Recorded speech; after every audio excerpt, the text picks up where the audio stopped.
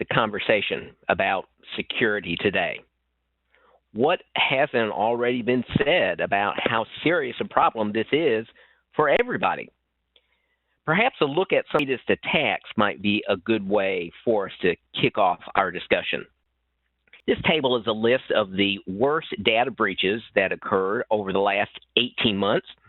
And you can see that, of course, we're talking about tens and hundreds of millions of customers who were affected by these breaches. Now, sometimes those numbers seem to get a little lost, so let's try to break it down. In 2014, there were over 1 billion, and that's B as in billion, records that were breached last year in over 1,500 incidences, which was an increase of a whopping 78% from the previous year.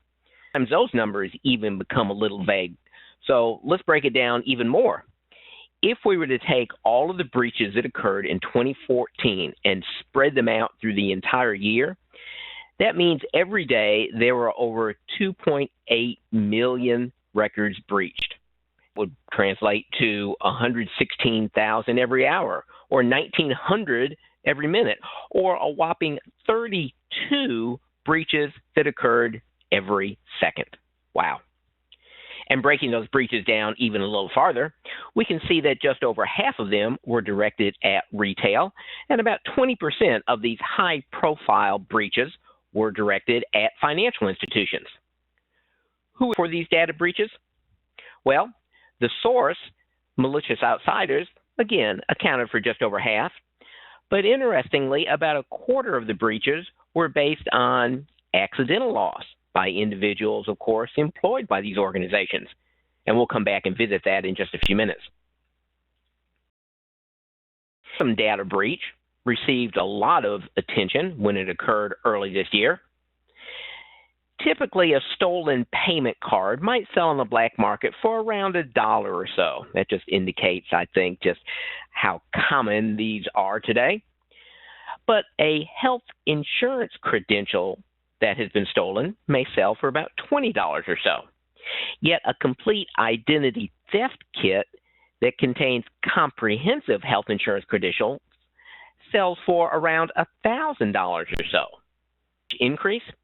Well, attackers typically can use the identity information like birth dates and social and addresses, employment information, income, etc., to open new credit accounts on an ongoing basis.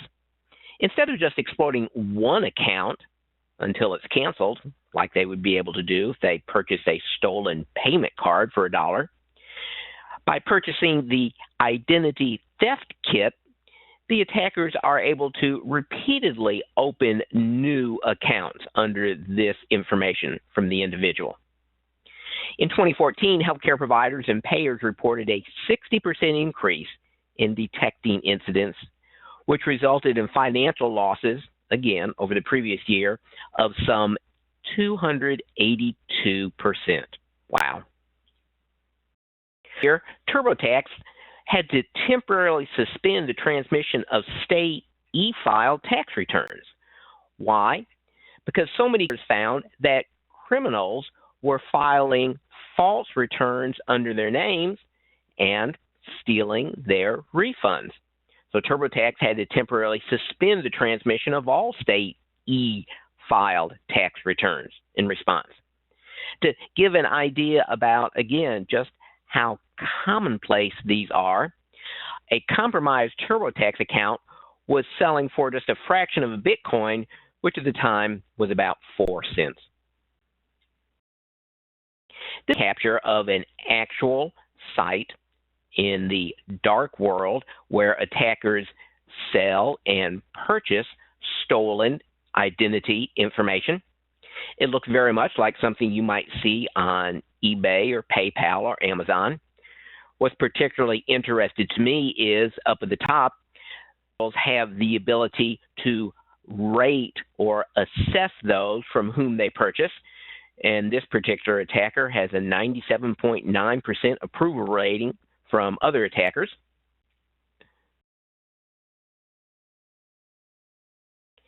Now, most of crime up to this time have really targeted consumers and businesses. A cyber criminal breaks in out and they drain whatever money I might have in my account. However, now we're specializing into breaking into the banks directly, not just an individual account, and then using a variety of ways to funnel that cash from the financial institution itself. The malware deployed through phishing scams, it appears was able to get inside of just over 100 banks and steal somewhere between $300 million and $1 billion in these attacks. A map of the different cyberattack targets. The data breach. This occurred, of course, late last year, in which emails and records of some 6,500 employees were stolen, about 100 terabytes worth of data. One of the things that were stolen were thousands of passwords that actually were stored in clear text documents, in Excel spreadsheets, and in Word documents. And this provided access to accounts in Facebook, in MySpace, Sony servers.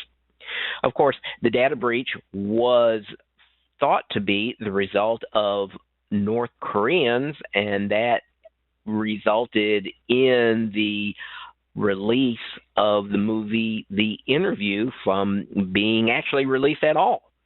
Sony, it's estimated, will pay up somewhere in the ballpark of $100 million because of this data breach. Earlier this year, some security researchers looked at the top 4 antivirus vendors. They analyzed around 25,000 different pieces of malware. They wanted to see how long did it take the antivirus vendors to protect their customers from this malware that was being released. Here's what they found. Minutes after a piece of malware had been released, the top 4 antivirus vendors missed it about 70% of the time. Okay. 24 hours, however, the antivirus software vendors were only missed the malware about 34% of the time. Okay, so one day we had it dropped significantly. However, notice that by 7 days later, still 28% of the time that malware was missed. 1 month after the malware had been introduced, 7% was still missed. It actually took 6 months. It took half a year for the top 4 antivirus vendors in order to reach 100% protection for their customers. Pop up on your computer screen, your heart sinks. More pervasive attacks today, malware that infects a computer and encrypts all the files. You have to pay some type of ransom, usually in Bitcoin, to the attackers in order to receive the key to unlock, decrypt your encrypted hard drive. Attackers are getting even a little more bold. What they're doing now is, as illustrated in this screen capture, they actually are putting dates, those individuals, in order to pay up this ransom to have their hard drive unlocked. And if they don't, then the deal is simply off the table.